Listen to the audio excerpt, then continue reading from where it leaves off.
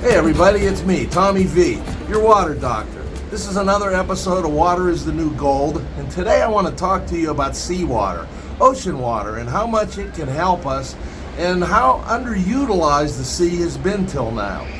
For years we ignored this as drinking water because it has too much salt, but I'm here to tell you that the ocean is the solution to a lot of our water problems.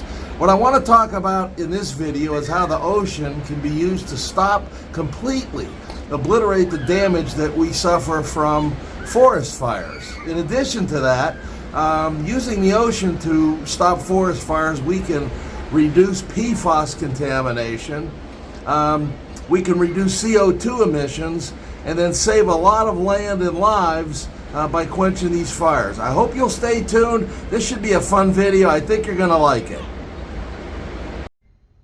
So here I am back at home away from the ocean. Glad to be home, a little bit sad. But I want to talk about this whole concept of using ocean water to quench forest fires, because there's a whole lot to talk about. First off, can we really use ocean water? Can we really transport it? And then if so, how much is it going to cost? What's involved in a pipeline? What are the costs of moving it? What are the engineering concerns? Who's going to build this? But I think a really good place to start this off is with a little visual.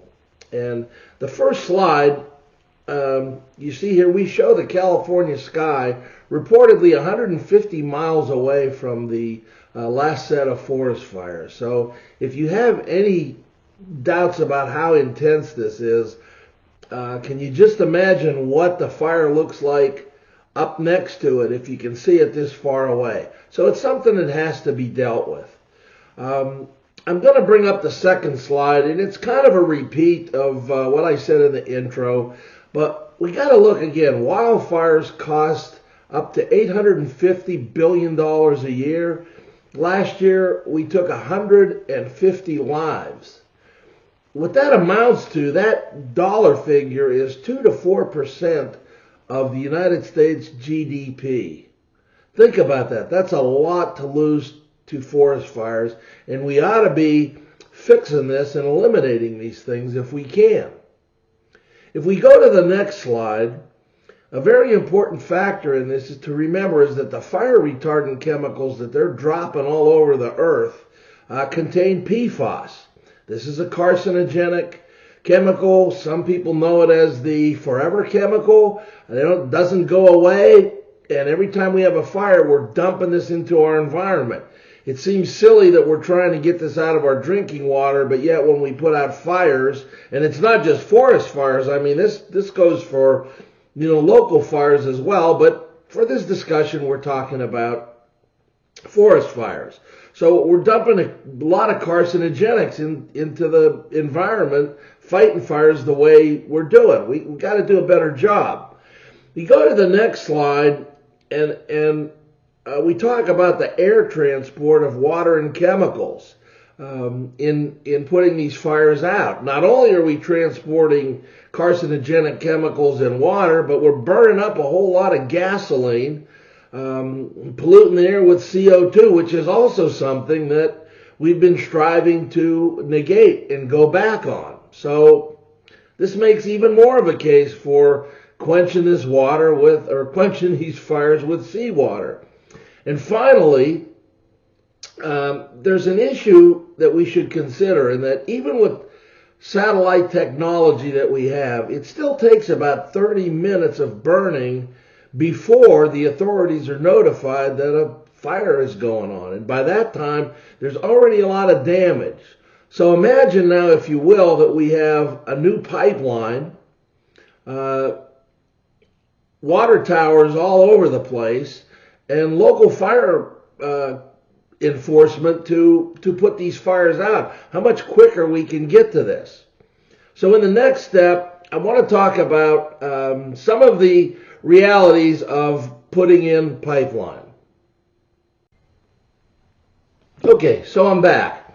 So now let's talk about some of the realities about water pipeline.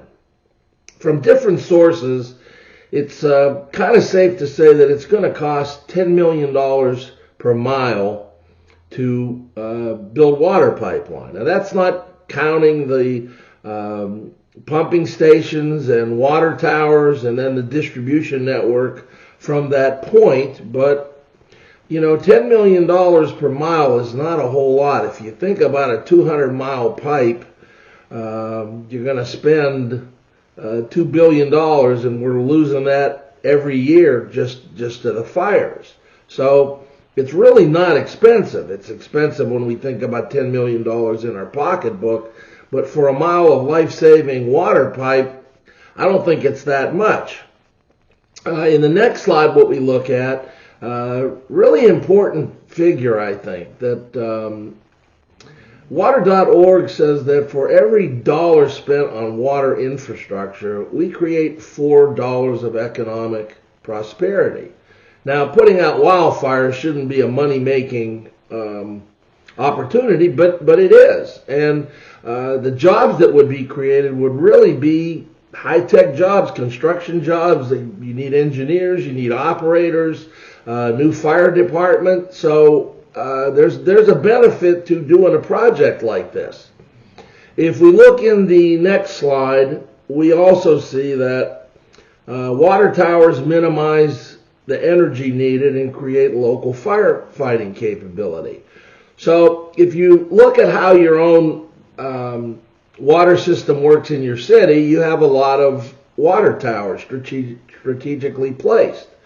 You pump water at a small flow rate to fill that tank, and then when you need the water, it can come out courtesy of gravity at a much higher rate. Well, that's the same thing with putting in a water pipe from the ocean to the wildfire centers. We're not going to be pumping this water at high rates of flow all the time like we do with oil because you're consuming it. We're only going to consume this water once in a while. So you need much smaller pumps. Get this to a series of water towers, and as I've said before, you create a new force of firefighters. The last point is kind of a rehash of what I just said, but as you start building all this infrastructure and the construction jobs, we're also probably going to create new villages and new towns, just as the city of Las Vegas was built because they discovered water. Again, I can't express this enough or exaggerate it enough, but building any kind of water infrastructure builds jobs, builds the economy, and it's good for everybody. So now we're going to take a look at some of the objections, some of the challenges that go along with putting in water pipe. Welcome back.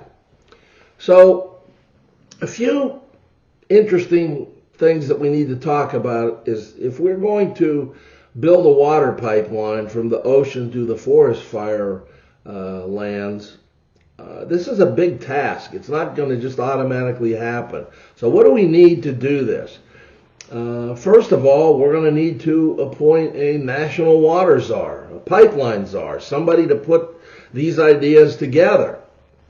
The second thing is that we actually need a updated national wildfire policy with goals for this water. Where are we going to put these towers? Where's the pipe going to go? Who's going to operate it? We have, if you're taking it across different cities, there's going to be politics and land rights and all that stuff involved. Somebody has to be able to handle that. The next thing is we're going to have to appoint geological, engineering, and environmental experts so we send this pipe at the right places. We don't ruin the environment. We build them properly so they're not leaking all over the place. That's a major task. And then, of course, the last step is to go ahead and start building the pipeline and the water towers and all the infrastructure that goes along with this. Now, this is not something that's going to happen overnight. And in fact, if we were to accomplish this, it would be the largest water project ever undertaken in the world, I'm sure, and certainly bigger than the largest project to date, which is the Lake Mead Boulder Dam project. But nonetheless, we suffer a lot for wildfires. And in my original, in the opening, you saw me by the ocean, and there's a countless amount of water everywhere that can be used to put these out. It just doesn't make sense that we're still having wildfire problems in this day and age with all this technology. So that's all I have to say for wildfires and water pipes. Again, I invite you to look at my website, Water is the New Gold. Subscribe there. I hope you subscribe here. Send me your questions. I look forward to hearing from you again. Water's the New Gold.